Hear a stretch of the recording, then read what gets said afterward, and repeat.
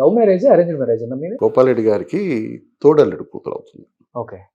మధురానగర్లో shooting చేసేటప్పుడు that last day నన్ను ఆయన వచ్చి, నీకేమన్నా కమిట్మెంట్స్ ఉన్నాయా ఇలా లవ్ కానీ లేదంటే మేనత్తల కూతురు?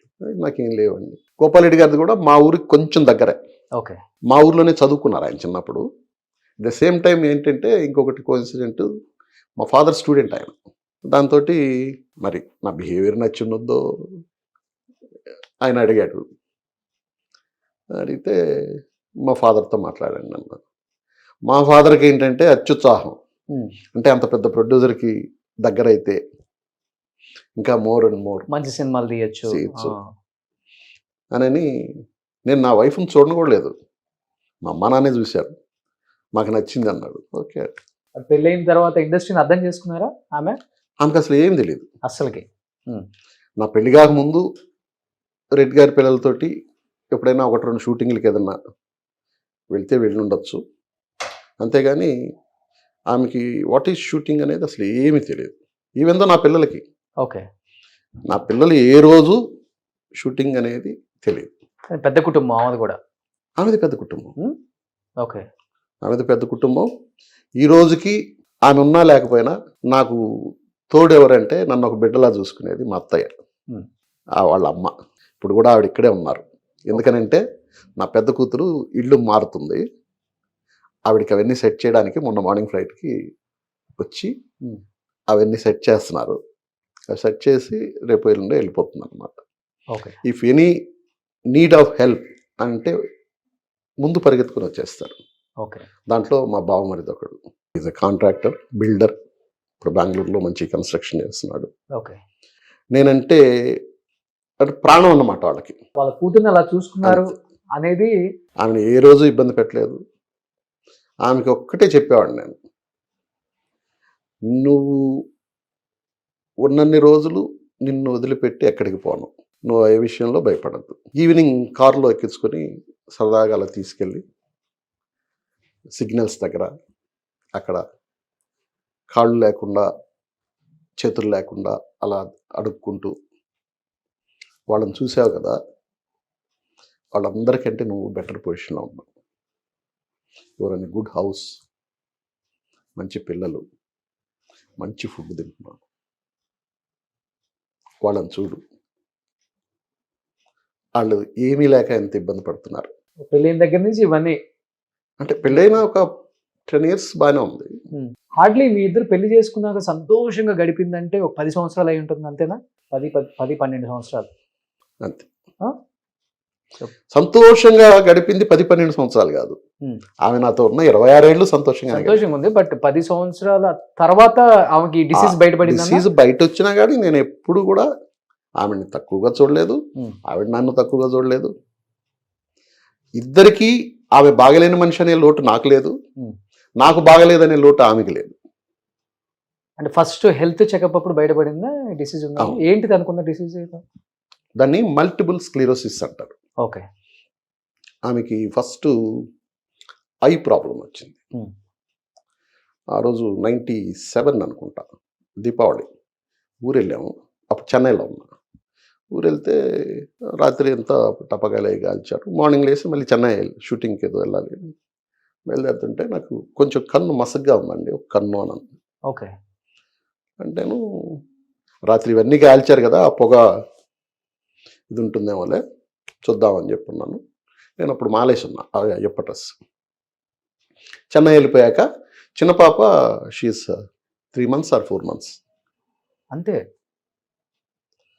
తనకి వ్యాక్సిన్ వేయించడానికి తీసుకెళ్ళాను. డాక్టర్ దగ్గరికి వెళ్ళి వ్యాక్సిన్ వేయించి, ఆ డాక్టర్ పక్కనే ఐ హాస్పిటల్ ఉంది చిన్నది. అదేదో అన్నావు కదా చూపించుకొని వెళ్దాం పదా ఊరికనే క్యాజువల్గా అని క్యాజువల్గా తీసుకెళ్ళి కూర్చోబెట్టి, ఈ కన్ను ఈ మాదిరి కొంచెం మసగ్గా ఉంది, ఈ కన్ను మూసి చూడమంటే టోటల్ బ్లైండ్. ఏం కనిపిస్తుంది అంటే నాకేం కనిపించట్లేదంట. షాక్. నేను ఏం అర్థం కాలే అసలు. కనిపించకపోవడం ఏంటి, బాగా చూడాను అన్నాడు. నాకేం కనిపించట్లేదంట ఈ కన్ను మూస్తే. అప్పుడు డాక్టర్ కూడా కంగారు పడ్డాడు. ఆయన ఏదో గబగబా ఒక ఇంజెక్షన్ ఇచ్చాడు. మీరు ఇమీడియట్గా విజయ ఐ హెల్త్ కేర్ అక్కడికి పెద్ద హాస్పిటల్ అక్కడికి తీసుకెళ్ళమంటే అప్పటికప్పుడు నైట్ అక్కడ నాకు ఫ్రెండ్స్ సర్కిల్ అంతా ఉంది. అర్లీ అపాయింట్మెంట్ తీసి మార్నింగ్ 8 o'clock కల్లా మొత్తం చెకప్స్ అన్నీ చేయించి ఎంఆర్ఐలకి కరెక్ట్గా ఒక 11-12 లోపల there is no problem with eye, కన్నుతో ఏ రకమైన ప్రాబ్లం లేదు, ఇమీడియట్లీ కాంటాక్ట్ న్యూరాలజిస్ట్ అని చెప్పి రాశారు. ఓకే. అప్పుడు అక్కడి నుంచి అపోలోలో నా ఫ్రెండ్స్ ఉంటే వాళ్ళకి ఫోన్ చేసి అక్కడ మేజర్ డాక్టర్ని అపాయింట్మెంట్ తీసుకొని అక్కడికి తీసుకెళ్ళి ఆయన ఏం చేశాడు, చెక్ చేశాక ఎంఆర్ఐ రాశాడు. ఆయన బ్రెయిన్ ఎంఆర్ఐ రాశాడు. ఇది ఇక్కడైతే లేట్ అవుతుంది, నేను మళ్ళీ ఈరోజు ఊరు వెళ్ళిపోతున్నాను, నేను వేరే దగ్గరికి సజెస్ట్ చేస్తాను, అక్కడికి వెళ్ళి తీయించుకురమ్మంటే అక్కడికి వెళ్ళి తీయించి తీసుకొచ్చి ఈయనకి చూపించే లోపలే ఆయన మెడిసిన్స్ అన్ని కూడా రాసేసి ఉన్నాడు. ఓకే. అంటే he expected what is the problem అనేది. అప్పుడే ఆమె చెప్పింది, నాకు కొంచెం కాళ్ళు ఇబ్బందిగా ఉంటుంది, నడిచేటప్పుడు ఏదో బ్లింక్ అవుతున్నట్టు. అదేం కాదులేమ్మా, 1 నెల 2 నెలలకి అవి టోటల్గా క్లియర్ అయిపోయింది. ఓకే. అయిపోయాక చెన్నై నుంచి ఇక్కడికి 99లో షిఫ్ట్ అయ్యా. షిఫ్ట్ అయ్యే రోజు అందరం వస్తున్నాము ట్రైన్కి. తను స్టేషన్లోకి వచ్చాక ఆ మూటలన్నీ ఉంటాయి కదా, వాటి మీద కూర్చుండిపోయి నేను నడవలేకపోతున్నాను ఎందుకనో అంది. కొద్దిసేపు కూర్చొని మళ్ళీ లిఫ్ట్ చేసి తీసుకెళ్ళిపోయి మామూలుగా ఎక్కించాను. ఇక్కడికి వచ్చాక తనకి అప్పటికే స్టెరాయిడ్స్ వాడేస్తుంది ఆ ఐకి సంబంధించి. ఇక్కడికి వచ్చాక వద్దని అప్పుడే హోమియోపతిది స్టార్ట్ చేశాను. హోమియోపతి స్టార్ట్ చేసి ఆక్యుపెంచర్ చేయిస్తూ తనకి రోజు, నేను అప్పుడు జూబ్లీహిల్స్ రెంట్కి ఉండేవాడిని, వాళ్ళ పిల్లలు మాతో క్లోజ్గా ఉండేవాళ్ళు, వాళ్ళతో పాటు షటిల్ ఆడిచ్చేవాడిని, నేను ఆడేవాడిని. ఓకే. తనకు ఒక యాక్టివిటీ ఉండాలి అని. దీంట్లో ఒక 2 years ఆక్యుపెంచరు ఇవి చేయించుకుంటూ వచ్చాక ఒకరోజు నాతో పెద్దగా గొడవ పెట్టుకున్నాను. నన్ను నువ్వు డాక్టర్స్ కరెక్ట్గా చూపించట్లేదు, ఈ పిన్నులు పొడిపించి నన్ను రోజు టార్చర్ చేస్తున్నావు. అలా కాదని అంటే వినకపోతే అప్పుడు డాక్టర్ అపాయింట్మెంట్ తీసుకొని చూపిస్తే ఆయన ఏదో మెడిసిన్స్ రాశాడు. ఆయన చాలా పెద్ద ఆయన, ప్రాబ్లమా సార్ అంటే నడవకపోతే ప్రాబ్లం కదా అన్నట్టు కోపంగా అరిచాడు, కానీ వాట్ ఈజ్ వాట్ అనేది చెప్పలా. ఆయన కూడా స్టెరాయిడ్స్ పెట్టాడు మరి. ఓకే. ఆ స్టెరాయిడ్స్ పెట్టినప్పుడు వాళ్ళు ఆ ఫుడ్ టేకింగ్ కేర్ అంతా చెప్పారు, కానీ ఈయన ఏం చెప్పలా. ఈమెకి దాని మీద గ్యాస్ దీనివల్ల ఆకలి అనుకొని తినేస్తుంది. అయ్యో. వెయిట్ పెరిగిపోయింది 3-4 kg సడన్గా. ఈ మెడిసిన్స్ వాడుతుంది. ఈ మెడిసిన్స్ వాడే దీంట్లో అగైన్ స్టార్టెడే ఒక చిన్న ప్రాబ్లం విత్ హ్యాండ్స్. ఈ హ్యాండ్స్ కొంచెం షివర్ అవ్వడం అలాంటి. ఇది ఏంటా అని చెప్పి అప్పుడు నాకు తెలిసిన డాక్టర్ సర్కిల్ ఫ్రెండ్స్కి వెళ్ళి అమెరికాకి ఫోన్ చేయించి ఇది పొజిషను, దాని పేరు ఎంఎస్ అంటారు. అంటేను వాళ్ళు అక్కడి నుంచి ఇది ఒక టిపికల్ డిసీజు, ఎందుకు వస్తుందో తెలియదు, ఎలా ఉంటుందో తెలియదు, దెర్ ఈజ్ నో మెడిసిన్. అయ్యో. దీన్ని మీకు కావాలంటే కొంచెం ఇంటర్నెట్లో చెక్ చేయండి అని అంటే అప్పుడు నేను వచ్చి ఇంటర్నెట్ అంతా ఓపెన్ చేసి యూఎస్ నుంచి బుక్స్ తెప్పించా దానికి సంబంధించి. నేను చూస్తే ఈ ఫస్ట్ ఈ ఐ డ్రాప్ అనేది జరుగుతుంది ఆ డిసీజ్ వస్తే. దాని తర్వాత కాళ్ళు కానీ చేతులు కానీ పడిపోతాయి. పడిపోవడం అనేది కాదు, కొంచెం ఇన్బ్యాలెన్స్. ఓకే. నడవలేం. దాంట్లో ఇంకో రకరకాల ప్రాబ్లమ్స్ రాశారు. అలాంటివన్నీ ఆమెకి ఏం రాలే. తర్వాత అప్పుడు చూశాక అప్పుడు బెంగళూరులో నిమ్హాన్స్ అని చాలా పెద్ద హాస్పిటల్, అక్కడ ట్రీట్ చేయించి మళ్ళీ వాళ్ళు స్టెరాయిడ్సే పెట్టారు. ఇంకా అక్కడి నుంచి ఇంగ్లీష్ మెడిసిన్ టోటల్గా ఆపేసి హోమియోపతి. అప్పటి నుంచి ఎప్పుడు ఏదన్నా కొంచెం ఫీవర్ ఉంటే ఏదైనా ట్యాబ్లెట్ వేయడము, బాడీ పెయిన్స్ అంటే ఏదైనా ట్యాబ్లెట్ ఇవ్వడమే, కానీ స్టెరాయిడ్స్ ఇట్లాంటివన్నీ అవాయిడ్ చేసి అలాగే మెల్లమెల్లగా ఎన్ని ఇయర్స్ బెడ్ అయ్యారు? టోటల్ బెడ్ రెడీ ఏం కాదు, వీల్ చైర్లో ఇదే నేను స్పెషల్ వీల్ చైర్ తెప్పించాను అని చెప్పాను కదా. ఆ వీల్ చైర్లో ఒక 5-6 ఇయర్స్ ఉన్నారు. ఓకే. తను ఇంకొకటి మేజర్ ఇన్సిడెంట్ ఏం జరిగిందంటే, నేను పాతింట్లో ఉన్నప్పుడు నేను మార్నింగ్ ఎప్పుడు పని పిల్ల ఉంటుంది ఇంట్లో. పని అమ్మాయి ఎవరో ఒకరు ఉంటారు, అబ్బాయి కానీ అమ్మాయి కానీ, నా పెళ్ళైన రోజు నుంచి. ఆ పని పాప ఏదో పని నుండి ఒక 2 days ఊరెళ్ళింది. మా అత్తమే పంపిస్తుంది ఆ పని వాళ్ళని కూడా కావాలి. ఊరెళ్తే ఆ రోజు మార్నింగ్ నేను షూటింగ్కి వెళ్తున్నాను, పిల్లలు స్కూల్కి రెడీ అయ్యి వెళ్ళిపోయారు. నేను షూటింగ్కి వెళ్తూ వేరే సర్వెంట్ మేడ్ వచ్చి పని చేశాను. వాళ్ళ పాప ఉంది, ఈ పాపను దగ్గర పెట్టుకో అని అంటే ఏం వద్దులేండి అని అంది. లేదు గప్పు నీకు ఏదన్నా ఇబ్బంది అయితే మళ్ళీ అని చెప్పి ఆ పాపను దగ్గర పెట్టుకో అంటే సరేలే అంది. నేను షూటింగ్కి వెళ్ళిపోయాను. నాకు మొత్తం మళ్ళీ క్యారియర్ అన్నీ భోజనం వండి పంపించి తను భోంచేసి ఆ పాపని నువ్వు ఇంటికి వెళ్ళి 4 గంటలకు రా అంటే ఆ పాప వెళ్ళిపోయింది.